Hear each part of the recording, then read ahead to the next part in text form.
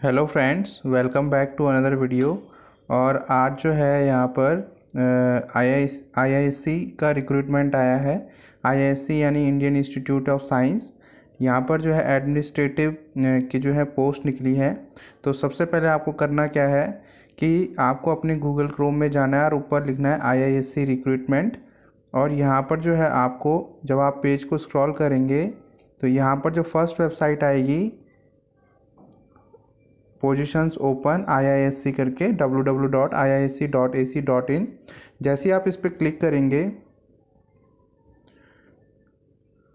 तो आपका जो है मेन पेज वेबसाइट का जो इंडियन इंस्टीट्यूट ऑफ साइंस है उनकी जो मेन वेबसाइट है उनका होम पेज खुलेगा। तो जब आप यहाँ पर ऊपर देखेंगे तो यहाँ पर जो है यहाँ पर जो है ऊपर लिखा हुआ है एडमिनिस्ट्रेटिव पोजीशंस। यहाँ पर ये जो है नोटिफिकेशंस है जो ये चल रहा है, notifications of post administrative assistants. इस पे जैसे आप क्लिक करेंगे यहाँ पर जो है ये नोटिफिकेशन आउट हुई है। ठीक है, तो आप देख सकते हैं यहाँ पर notification for the position of administrative assistant. सबसे अच्छी बात यहाँ पर यह है कि आपके पास सिर्फ बैचलर डिग्री होनी चाहिए, वो कोई भी स्ट्रीम में हो। ठीक है, either arts, science and commerce and all जो भी हो, बस एक आपके पास बैचलर डिग्री होनी चाहिए। एंड इन केस अगर आपको कोई दिक्कत आती है तो आप जो है इस ईमेल आईडी पर जो है आईआईएससी को ईमेल कर सकते हैं अगर आपको कोई एप्लीकेशन के रिगार्डिंग जो है प्रॉब्लम आ रहा है। ठीक है, तो यहाँ पर जो है number of number of post कितनी है, यहाँ पे 85 पोस्ट है। ठीक है, आप देख लेना, मैं इसका जो है पीडीएफ आपको डिस्क्रिप्शन में प्रोवाइड करा दूंगा। यहाँ पर जो है नंबर ऑफ़ पोस्ट कितनी है, 85 पोस्ट है। 37 फॉर अनरिजर्व, ओबीसी के लिए 22, एससी के लिए 13, एसटी के लिए 5 एंड ईडब्ल्यूएस के लिए 8। और ये ग्रुप सी की पोस्ट है। ठीक है, और यहाँ पर जो है 4 वैकेंसीज रिजर्व्ड हैं पर्सन विद डिसेबिलिटी, जो फिजिकली चैलेंज्ड पर्सन है उनके लिए 4 वैकेंसीज यहाँ पर जो है रिजर्व्ड है। नाउ आपको जो क्वालिफ़िकेशन की अगर हम बात करें तो क्वालिफ़िकेशन में जो है एजुकेशनल क्वालिफ़िकेशन में बैचलर डिग्री चाहिए with minimum 50% marks including language papers. ये ध्यान से देखना, इंक्लूडिंग लैंग्वेज पेपर्स मतलब आपका जो सेमेस्टर है, एक सेमेस्टर में आपका कोई ना कोई लैंग्वेज पेपर होना चाहिए, आइदर हिंदी आइदर इंग्लिश। और ये सभी का ही होता है एक्चुअली, बीएससी में अगर आप कर रहे हैं, बीएससी ग्रेजुएशन कर रहे हो तो एक सब्जेक्ट लैंग्वेज का होता ही है।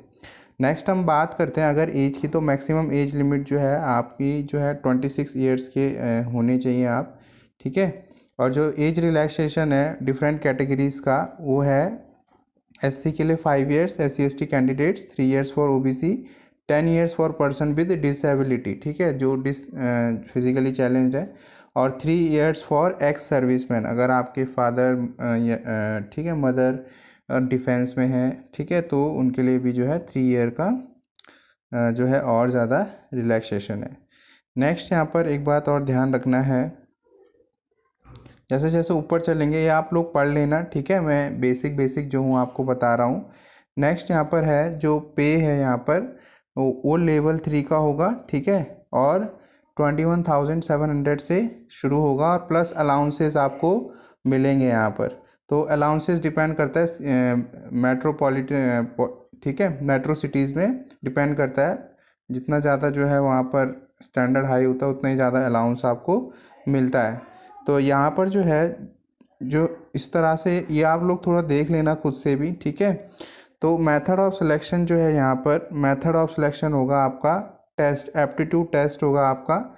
ठीक है, अब ध्यान रखना यहाँ पे कि 80% वेटेज तो आपका टेस्ट का होगा, जो रिमेनिंग 20% वेटेज है वो आपका एकेडमिक परफॉर्मेंस का होगा, आपके जो बैचलर डिग्री में जो मार्क्स हैं, और इंक्लूडिंग लैंग्वेज पेपर्स। आपका लैंग्वेज पेपर जो भी आपका हिंदी है या इंग्लिश है उसको भी कंसिडर किया जाएगा। क्लियर है, तो ध्यान रहे अगर आपके पास लैंग्वेज पेपर्स आपने नहीं दिए हैं, आपके सब्जेक्ट में नहीं रहा है, तो आप एलिजिबल नहीं है। नेक्स्ट अगर हम मूव ऑन करें नेक्स्ट पेज पे, तो यहाँ पर जो है साफ साफ लिखा हुआ है weightage for academic performance will be calculated based on percentage of marks provided by the candidates in application। तो ध्यान से अपने जो 10+2 और आपका जो बीएससी का डिग्री है उसके मार्क्स आप ध्यान से वहाँ पर परसेंटेज के साथ साथ फिल करेंगे, क्योंकि उनका भी जो है वेटेज है, तो यहाँ पर केयरफुल रहिएगा। क्लियर है? तो the candidates have obtain grades in place of marks, candidates have to convert the, अगर आपके ग्रेड्स में है जैसे CGPA हो तो आपको उसको परसेंटेज में कन्वर्ट करके यूनिवर्सिटी की वेबसाइट पर फॉर्म फिल करते वक्त जमा करना है। अब यहाँ पर नेक्स्ट बात करते हैं कि the written aptitude test will be computer based MCQ test होगा। ठीक है, एग्जामिनेशन सिलेबस अभी नीचे इसमें दिया हुआ है। नेक्स्ट, अब यहाँ पर है बात करते हैं कि फ़ीस का क्या है, यहाँ पर क्या हिसाब है। तो यहाँ पे बात ध्यान में रखना कि जो OBC कैंडिडेट्स हैं उनके लिए जो फ़ीस है वो है 800 रुपीज़। OBC और जनरल कैंडिडेट्स के लिए 800 रुपीज़ है। और अगर हम बात करें SC ST और PWD और एक्स सर्विसमैन उनके लिए रुपीज़ 400 है। हाँ, जो जनरल वुमन कैंडिडेट्स हैं उनके लिए भी रुपीज़ 400 ही है। ठीक है, और जो मेल जनरल और OBC कैंडिडेट्स हैं उनके लिए रुपीज़ 800 है। तो अब दूसरी बात ये ध्यान रखना, fees once paid is not refundable, non refundable है। आपकी फ़ीस किसी भी कीमत पे रिफ़ंड नहीं होगी अगर एक बार आपने सबमिट कर दी। आगे हम चलते हैं, जो टर्म्स एंड कंडीशंस है, टर्म्स एंड कंडीशंस भी ध्यान से पढ़ना। ठीक है, अप्लाई करने से पहले। तो यहाँ पर है सिटीजन ऑफ इंडिया होने चाहिए आप। ठीक है, आपके पास जो है ऑन रेगुलर बेसिस होना चाहिए, appointment are on regular basis with the probation period of 2 years till the end of last day. ठीक है, आप लोग ये पढ़ लेना। दूसरी बात ये ध्यान रखना कि जो भी है मार्क्स कार्ड सर्टिफिकेट्स वो आपका देखा जाएगा 10th क्लास से लेके 12th तक। ठीक है, 10th और 12th प्लस BSc का आपका देखा जाएगा, ये बात ध्यान रखना। नेक्स्ट है, for the details field in by the applicants in the application form will be duly verified before publishing the result. ठीक है, तो ये भी ध्यान रखना, जो भी आप वहाँ पे अपनी इंफॉर्मेशन डालोगे वो उसको चेक भी किया जाएगा।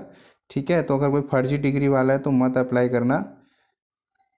नेक्स्ट है, ऑल द एम्प्लॉयज़, ये आप देख लेना। ठीक है, जो मैं मेन बातें वो आपको मैं बता देता हूँ। यहाँ पर मेन बातें आपको ध्यान रखना है।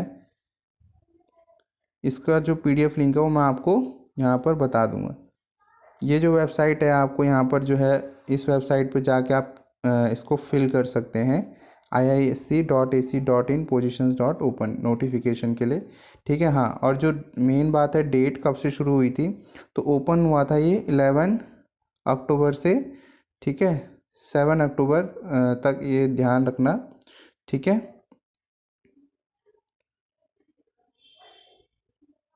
तो यहाँ पर जो डेट है वो आपकी शुरू हुई थी 11 अक्टूबर से, और जो लास्ट डेट है वो है आपका 7 नवंबर तक। तो आप फिल कर लेना इसको, अभी टाइम है काफ़ी, तो जल्दी फॉर्म फिलअप करना। ठीक है, बाद में रश होता है यहाँ पर। नेक्स्ट है, जैसे मैंने बताया लास्ट डेट, तो ये है आपका 7 नवंबर। नेक्स्ट है, यहाँ पे इन्होंने आगे लिखा हुआ है, please visit our website iisc.ac.in positions. ठीक है, ये हिंदी कन्नड़ा वर्जन में, जो भी आपको अगर कोई हिंदी में इंटरेस्टेड है, हिंदी पढ़ने में, तो वहाँ पर आप देख सकते हैं। तो जो देखो, अब बात कर लेते हैं सिलेबस की, जो मेन है यहाँ पर सिलेबस की बात ये है कि जो पेपर लेवल होगा वो 10+2 लेवल का होगा। ठीक है, टेस्ट ड्यूरेशन होगा आपका 1.30 आवर्स यानी 1.5 घंटे का। और यहाँ पर जो है आपसे पूछा जाएगा क्वांटिटेटिव एबिलिटी। ठीक है, एक मार्क्स के क्वेश्चंस होंगे।